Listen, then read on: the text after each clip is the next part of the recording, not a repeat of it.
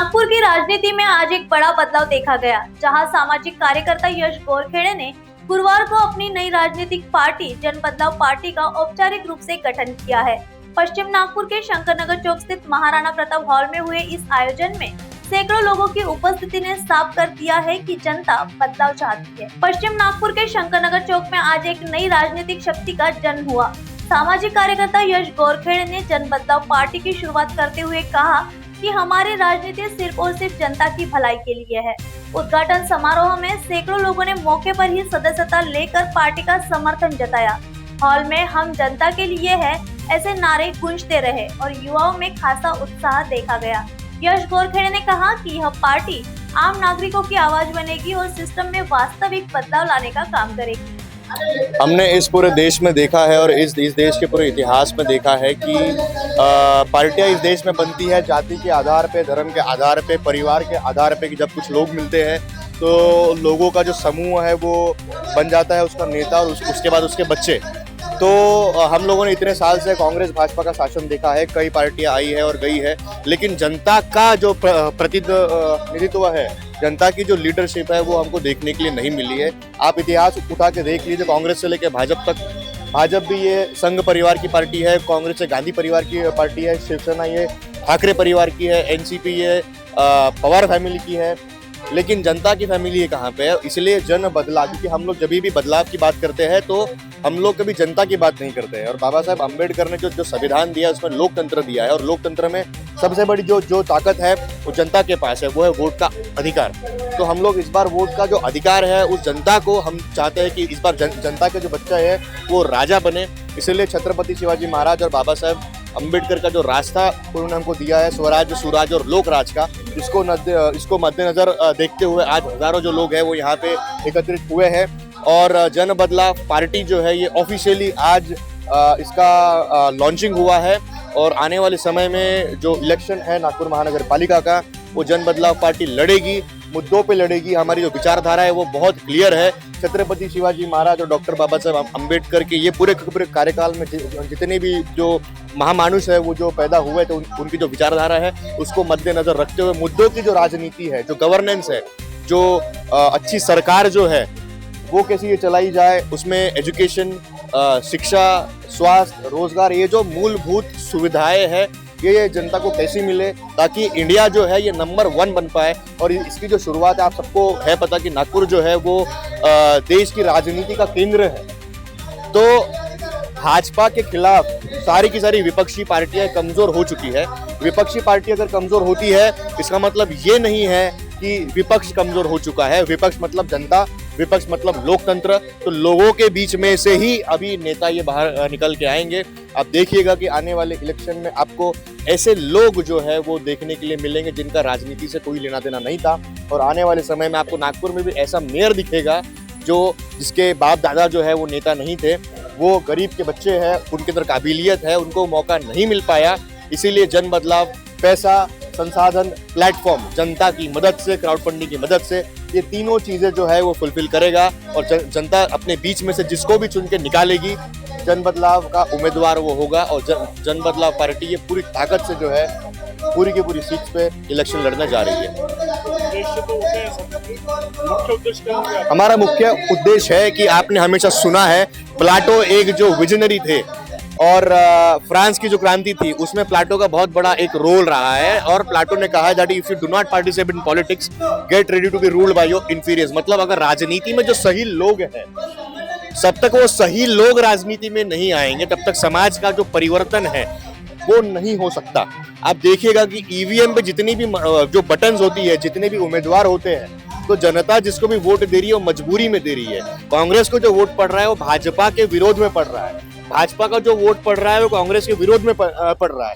और इसीलिए जो मूलभूत आपकी जो समस्याएं है उसके ऊपर वोट पड़ता ही नहीं, क्योंकि अच्छे लोग ही राजनीति में नहीं आ पाते। इसीलिए जन बदलाव का उद्देश्य यही है सबसे पहले। बाकी तो चीजें हम लोग देते रहेंगे, वो तो चलते रहेगा। बदलाव एक कंटिन्यूस प्रोसेस है, परिवर्तन एक कंटिन्यूस प्रोसेस है। सही लोगों के साथ बदलाव हो, यही हमारा उद्देश्य है कि समाज में जाति, धर्म, भाषा, पंथ, प्रांत छोड़ के देश की जब बात होती है तो देश बनता है लोगों से, और जब तक सही लोगों को लीडरशिप नहीं मिलती तब तक जो है ये समाज बदल नहीं सकता, राजकारण जो है ये बदल नहीं सकता। इसीलिए जन बदलाव का मुख्य उद्देश्य यही है कि समाज को बदलना है तो जनता को बदलना पड़ेगा, क्योंकि नेता ये ऊपर से नहीं आता, नेता ये बीच में से ही आता है। तो वो बीच में से अच्छे लोगों का चयन हो, अच्छे लोग जो है वो जनता के बीच में जाए, प्रतिनिधित्व करे और वो जीत के आए, ताकि ये जो मनमानी चल रही है, ये जो डिक्टेटरशिप के तरफ ये देश जा रहा है, इसको जनता के लोग ही बचा पाए, जनता के बच्चे बचा पाए। और इस बार राजा का बेटा राजा नहीं बनेगा, इस बार जनता का बेटा ही राजा बनेगा, यही हमारा मोटो है। जमीनी कार्यकर्ता होते हैं जो पब्लिक के लिए मेहनत करते हैं, लेकिन पैसों के अभाव की वजह से वो पॉलिटिक्स में ऊपर नहीं आ रहा। देखिए ये सारे के सारे पॉलिटिकल पार्टीज ने इलेक्शंस को इतना महंगा कर दिया है कि जो गरीब के जो बच्चे हैं या जो काबिल जो लोग हैं वो राजनीति में नहीं आ पाते। उनके पास कितनी भी काबिलियत हो, मेरे भी पिताजी कोई एमएलए या एमपी नहीं है, मेरे पिताजी एक मैकेनिक, एक मजदूर थे। आज हमने खुद का एक प्लेटफॉर्म बनाया है। क्राउड फंडिंग नाम की एक चीज शायद आपने सुनी होगी। क्राउड फंडिंग कौन करता है इस देश में? वो करती है भारत सरकार, एनएमसी करता है, महाराष्ट्र की सरकार करती है, वो चंदा वसूलती है। और रिप्रेजेंटेशन ऑफ पीपल्स एक्ट में बाबा साहब ने तो प्रावधान दिया गया है, पार्टियां चलती है डोनेशन पे। तो अगर जनता यहाँ पे इतने जो लोग आए हैं, हम तो कोई नेता तो है नहीं, इतने जो लोग आए हैं, जनता जो आई है, जनता अपने जेब से पैसा भी देगी, जनता वोट भी देगी, जनता प्रचार भी करेगी और जनता अपने बीच में से सही लोगों को चुनाव करके निकालेगी, ताकि जो नागपुर के जो लोग हैं उनको ईवीएम पे सही लोग मिले। यही हमारा मुख्य उद्देश्य है। देखिए जाति इस समाज की सच्चाई है। जाति आपने और मैंने नहीं बनाया है, जाति कुछ लोग थे उन्होंने बनाया है। अब ये जो सच्चाई है, जाति की राजनीति हमको नहीं करनी, धर्म की राजनीति हमको नहीं करनी। आप स्टेज पे जाएंगे तो आपको वहां पे जोशी भी मिलेंगे, खान भी मिलेंगे और कामले भी आपको मिलने वाले हैं। मतलब आप समझ लीजिए, ये जो तिरंगा है, ये तिरंगा में भगवा भी है, हरा भी है और अशोक चक्र भी है। तो अशोक चक्र के बिना ये तिरंगा पूरा नहीं हो सकता। उसी तरीके से भगवे के बिना तिरंगा पूरा नहीं हो सकता, उसी तरीके से हरे के बिना भी ये तिरंगा पूरा नहीं हो सकता।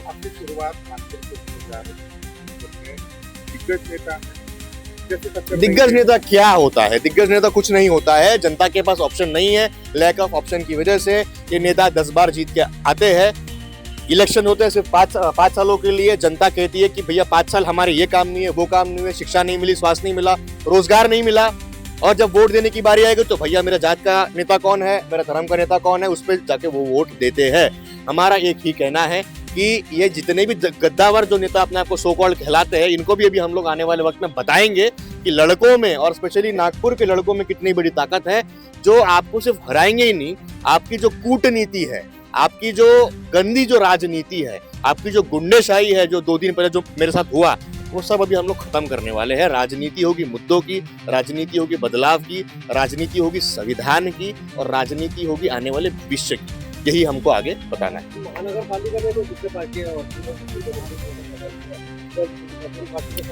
आपको अगर सत्ता में बैठना है तो आप किसी एक जाति और धर्म पे या किसी एक झंडा लेके आप सत्ता में नहीं बैठ सकते। जैसे मैंने अभी बताया कि तिरंगा में और इस देश में सारे लोगों का, हिंदू से लेके मुसलमान तक का, दलितों से लेके ब्राह्मण तक का, सारे लोगों का इस देश के अंदर कंट्रीब्यूशन रहा है। उन्होंने अपने प्राणों की आहुति दी है। तो मुझे ऐसा कहना है कि देश को हमको पीछे लेके जाना है या देश को हमको आगे लेके जाना है। अगर हमको आगे लेके जाना है, अगर हमको देश में आगे लेके जाना है तो हम सारी पार्टियों से बात करेंगे, जितने भी पॉलिटिकल पार्टीज हम सबसे बात करेंगे। मुख्य हमारा आधार यही है कि हमको बीजेपी को इस बार आरएसएस के गढ़ में, जो ये लोग जो कहते हैं ना हाफ चड्डी वाले कि नागपुर हमारा गढ़ है, तो नागपुर ये दीक्षा भूमि है, नागपुर ये छत्रपति शिवाजी महाराज की भूमि है। अगर यहाँ पे उसको रोका जा सकता है तो कैसे रोकेंगे?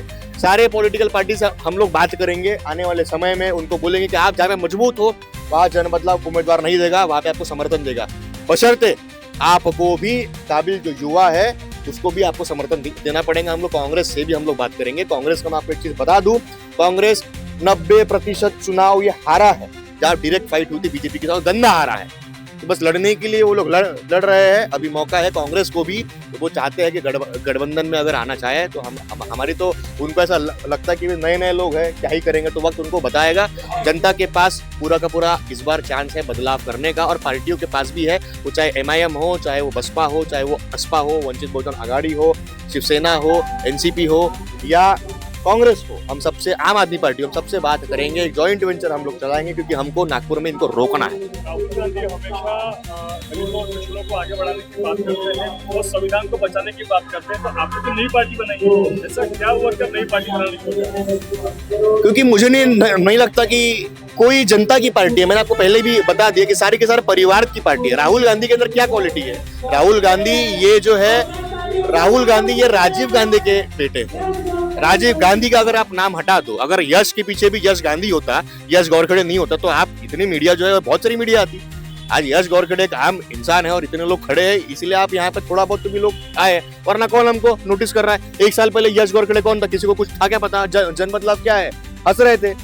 अभी नोटिस करना शुरू कर दिया है। आने वाले समय ये बात भी होगी कि जन बदलाव एक नया विपक्ष बन रहा है, और आने वाले समय में जो लोग हंस रहे हैं ना, वो भी ये बात कहेंगे कि जन बदलाव ये सत्ता में भी आ सकता है, बदलाव की राजनीति ये हो सकती है। रही बात राहुल गांधी की, वो एक अच्छे व्यक्ति है, अच्छे इंसान है, इसीलिए उन्होंने जाके एनजीओ खोलना चाहिए।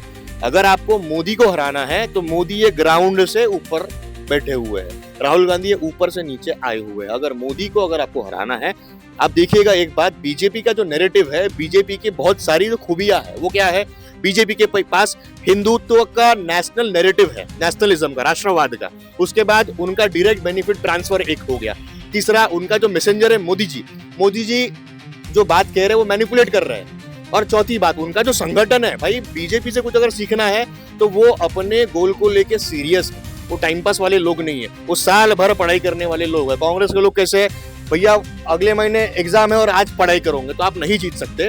इसीलिए जन बदलाव जो है वो शुरू हुआ है। हमारा किसी से बैर नहीं, हम किसी के खिलाफ या किसी के लिए हम लोग राजनीति नहीं कर रहे हैं। हमारा एक ही मानना है, लोकतंत्र को बचाना है, संविधान को बचाना। और ये राहुल गांधी या कोई कांग्रेस पार्टी या कोई और अन्य का ठेका लेके नहीं रखा हुआ है मेरे भाई, ये जनता करेगी। जनता जब तक नहीं सीखती, अभी राहुल गांधी कहते हैं कि क्या वोट चोर गद्दी छोड़, ये जन आंदोलन जिस दिन बनेगा उस दिन ईवीएम बंद हो जाएगा। आने वाले नगर पालिका और अभी आपकी पार्टी का गठबंधन है, उसको लेकर क्या तैयारी है? हमारी तैयारी एकदम बहुत क्लियर है। हम लोग बहुत साइलेंटली पिछले 1 साल से काम कर रहे थे।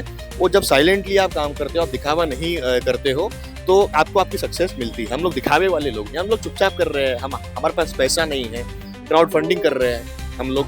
तो आने वाले समय में जन बदलाव पार्टी सही लोगों का चयन करेगी। और जो लोग कह रहे हैं कि ईवीएम में घोटाला है, ये है वो है, हमारा बिल्कुल मानना है राहुल गांधी इस देश के विपक्षी नेता है, उनको सीरियसली लेना चाहिए। लेकिन हमारी मांग है राहुल गांधी से, आपके जितने भी आमदार और खासदार ईवीएम पे जीत के आए हैं, उनको कहिए कि वो बहिष्कार डाले और राजीनामा पे हम उनके साथ खड़े रह के लड़ाई लड़ेंगे आगे। धन्यवाद।